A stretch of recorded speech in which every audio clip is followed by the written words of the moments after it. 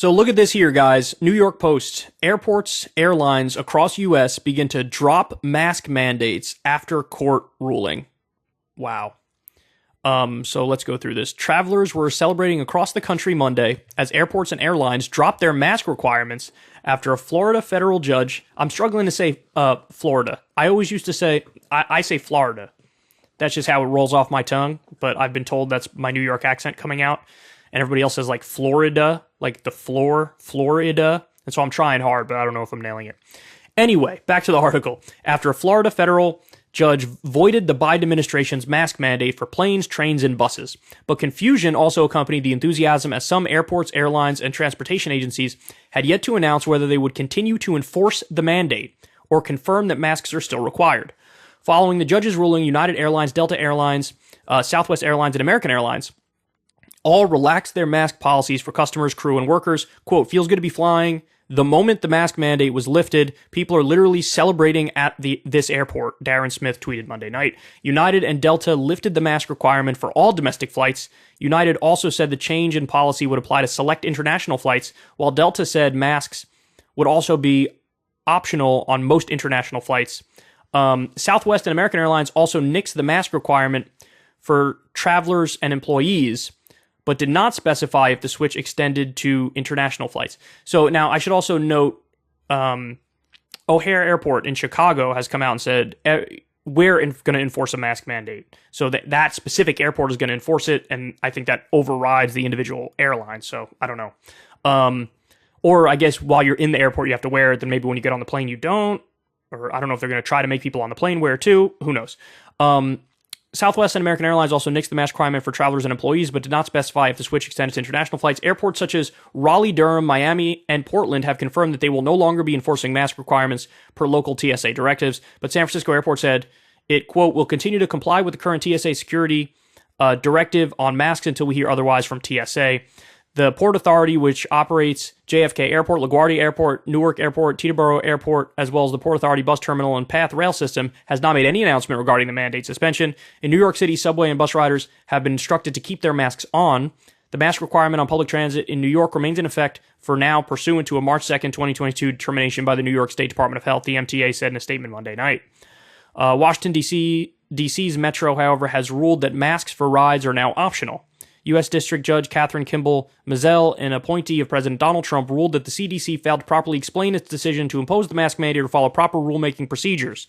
The Biden administration on Monday evening confirmed that travelers can stop wearing masks for the time being, pending a review and possible appeal of the ruling. Okay, so this is interesting because it's a U.S. District Judge in Florida that came to this decision, and she's saying that the mask mandate is not legal. Like, it's against the law, which I don't know about that. Now, she's making a technicality point where she's saying the CDC failed to properly explain its decision to impose the mandate or follow proper rulemaking. So it sounds like she's trying to get him on a technicality. But when I read this, the thing that I feared is like, is she saying that this mask mandate and like all future attempted mask mandates are illegal? Because that would be too far, because you can imagine a situation where there's a virus that's even deadlier, that spreads even faster, where, you know, a mask mandate would probably be a reasonable idea in that context.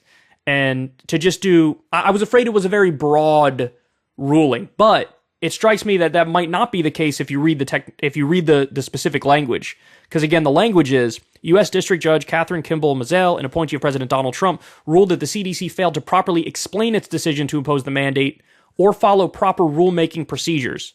So I don't know if she's doing it on a technicality because, you know, you didn't go through the entire process you needed to get it done, or if the ruling is more broad than that this mask mandate and all future ones are not allowed. But either way, that's how they describe it. The Biden administration on Monday evening confirmed that travelers can stop wearing masks for the time being, pending a review and possible appeal of the ruling. Last week, the CDC announced the transportation mask mandates would be extended for an additional 15 days after they were set to expire on April 18th. Following a small surge in COVID cases of the BA2 Omicron subvariant, prompting the TSA to extend its enforcement until May 3rd. Elated travelers took to social media following the announcement, describing scenes of celebration as passengers learned the news. So the thing about the new variant is interesting, though, too, because now it's possible that the new variant is weaker. We've hit close to herd immunity because so many people have had it and so many people have been vaccinated. But it'll be interesting to see if the removal of the mask mandate leads to, another spike, and how bad that spike is and how many deaths are accompanied with it. Because, I've been reading little things here and there about new variants popping up, but I don't know where the big waves are and if another big wave is coming, or if, since it's ripped through our population so many times, do you have immunity from the previous, variants? Do you have immunity from the vaccine still? They say Kenneth Naylor said, boarding an American airline flight when mask announcement made, everyone cheered. Flight attendants were euphoric. Well, in an unexpected twist, they announced mid-flight that the mask mandate had been lifted. People clapped and they came down the aisle collecting trash to collect disposable masks, and the flight attendant posted an "Ussie" for TikTok. I don't know what that means. Others were taken by surprise when they heard about the rule change. Does anyone know if any airline is still doing mask mandates and will still be doing them come summer? Asked Michael Rosenblum. I'm considering registering for a conference that requires flying cross-country, and I'm not really willing to board a flight that does not mandate masks. Okay.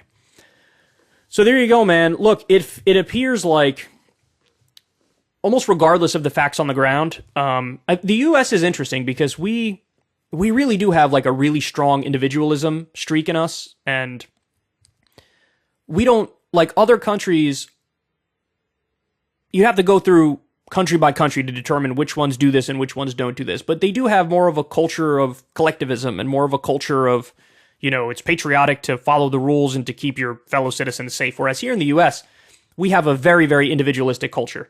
And so we only did like semi-lockdowns here and there, and only had, like a watered down, soft vaccine mandate that was slapped down immediately. And there was always these massive waves of outrage over even minor regulations regarding the pandemic. And so now, since we've been in the pandemic for so long, you get the sense everybody sort of hit their wits' end in terms of just what they could take psychologically. And so it strikes me, and the judge is kind of clear about this, the decision is not really based on medicine or science or, virology. The decision is more like, it's a legal decision. And so they're slapping it down. Now, I will say, look, we have a vaccine. The vaccine has been wildly successful. A very significant chunk of the population has been vaccinated. A very significant chunk of the population has had it and survived. A very significant percentage of the population has had it and died. We have over 1 million deaths from Omicron. But after the creation of the vaccine and the number of people who've had it to this point, this day was going to come soon, and it's happening now. Again, the only thing we'll have to keep our eye on is what happens with the new variant. Because people will feel really fucking stupid if the new variant is like a really devastating variant and there's a terrible wave and like we get a whole nother giant group of people who die. But, I say that, but then at the same time, even when we hit 1 million deaths, we almost got to the point where everybody was like, Again, that's a uniquely American thing where it's just like, I guess we're going to hit this at some point. What are you going to do? And so I don't know, even if there is another wave and a lot of people get sick and a lot of people die, there will be a lot of people who just sort of like shrug it off. But I'll certainly be looking at it. And if there is a huge spike after this, it's like, well, that was definitely preventable. But at the same time, there's no getting it out of the American psyche, right? Like this hyper individualism. And this day was going to come at some point. And look, at the end of the day, if you are one of the people who still wants to wear masks, by all means, go ahead and wear masks. Like you're allowed to wear a mask free of your own volition. And, you could take your own safety measures accordingly, but yet to be seen what the impact of this will be, yet to be seen just how far-reaching this smackdown is. But by the way, there's another argument for just how important the courts are too, because basically any policy, either that's done by the legislative branch or that's done through executive power, it's subject to review. And if you have some truly ideological judge on the court who has very strong opinions in their own respect, they'll find some legal rationale to say, nope, I'm not allowing this thing, or I'm not allowing that thing. And it's an interesting system, isn't it? In some instances, I mean, obviously, when the court decisions cut in the direction that I agree with, I'm like, oh, that's cool. But then when they cut in the areas I don't agree with, I'm like, well, that seems like it's a little bit in overreach, and everybody sort of feels that way. So, but anyway, there you have it. They're lifting the mask mandates. I'll be very curious to see if there's another spike, there's another wave, And if at some point they'll bring it back, or if this ruling was a very broad ruling and they're really just sort of slapping down any potential for any future mandate either. I mean, that's effectively what happened with the Biden's vaccinator test policy. They basically said, like, you're just not allowed to do this. And they would need to pass a law to do it next time. So it can't just be done through regulatory bodies. So there you have it. We shall see what happens moving forward, but the mask mandates are going gonzo at a lot of the remaining places. Ever since Adpocalypse, when YouTube defunded all independent news and politics overnight, we haven't trusted them. We know they can pull the rug out from underneath us at any time. If you enjoy this content, please consider tipping $1 or $2 per month on the Secular Talk Patreon. Link in the video description box below. Thanks for your support.